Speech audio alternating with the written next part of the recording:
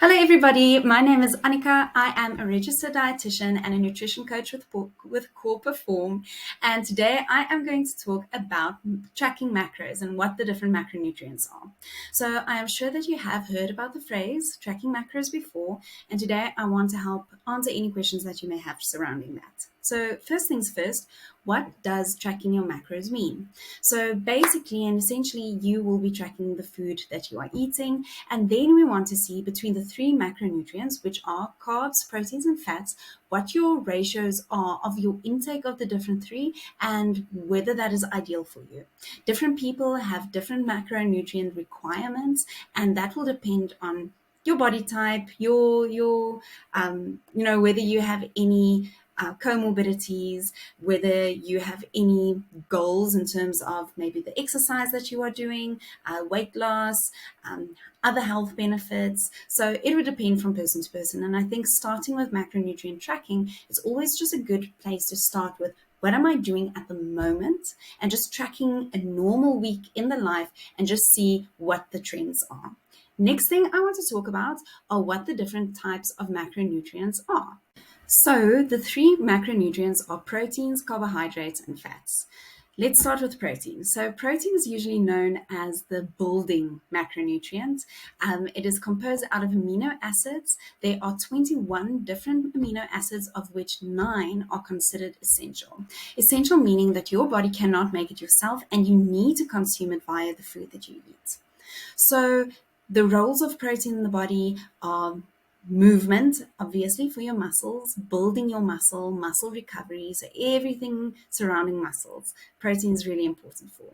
Protein also builds RNA and DNA. It helps with antibody building. It helps with immune support for that same reason. And then it also moves essential players around in the body. And it does a lot more.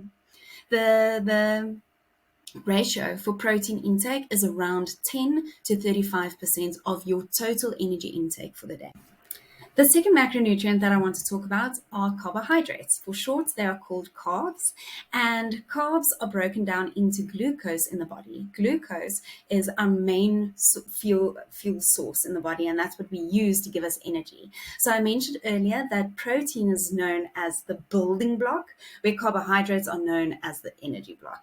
Okay, so like I said, glucose is used as energy in the body, and whatever glucose is not used is stored as glycogen either in the muscles or in the liver. Now, carbohydrates are important for more than one reason. So I mentioned that it gives us energy, and of course that is true. But as it is stored in the muscles, when we are running out of glucose to use in the body, your muscles may start wasting, meaning that they start breaking down to give your body more energy. So when you use carbohydrates as well to get that glucose up in your body, it can be a muscle wasting manager, if I can put it that way. It helps to decrease muscle wasting. It helps to build those muscles a little bit more. Next thing that is also important for is your gut health. It helps to feed that good bacteria that you have in your microbiome. And then also it's important for your brain to function. Okay, so for concentration, you need those glucose molecules.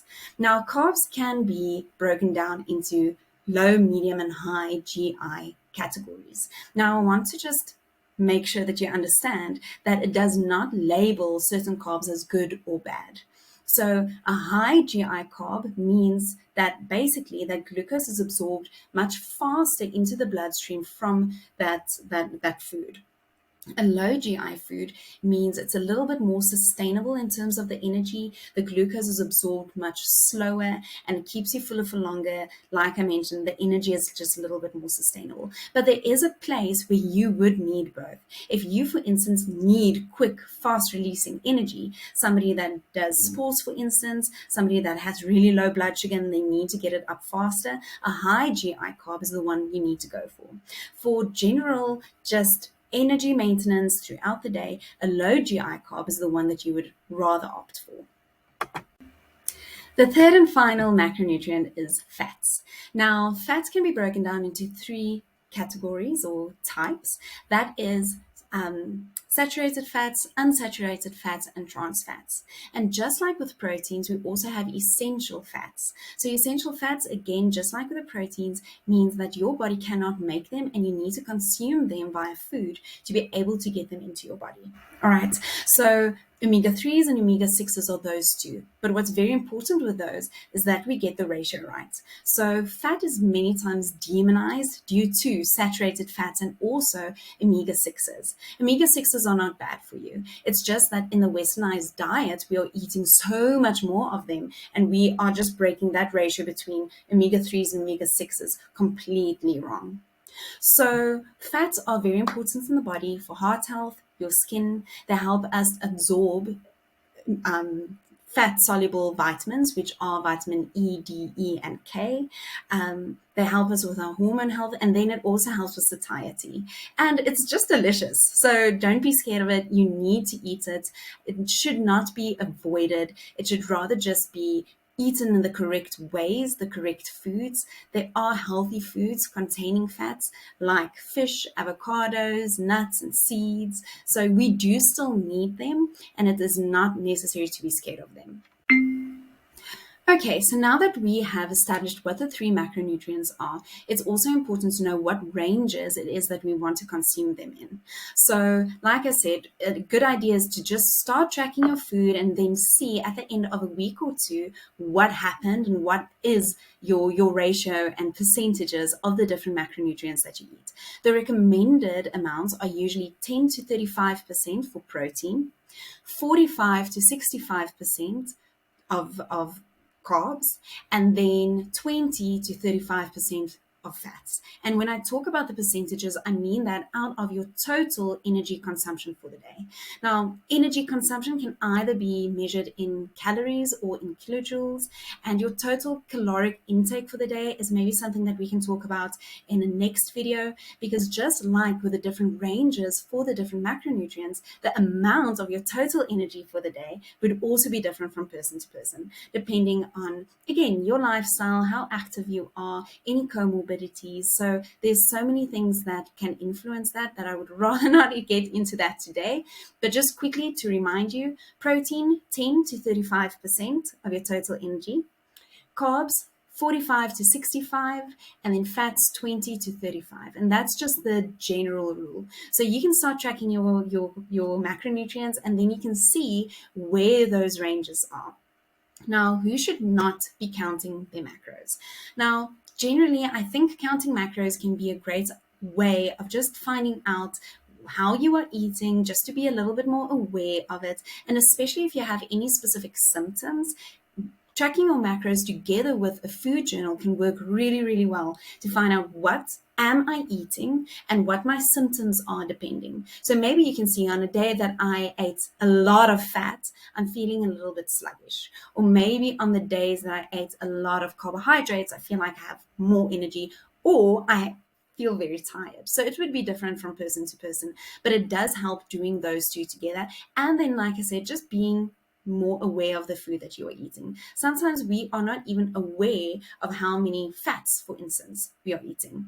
I mentioned earlier that the recommendation for fats are 20 to 35% of our total caloric intake, but we also want to make sure that the amounts that we get from saturated fats are less than 10%.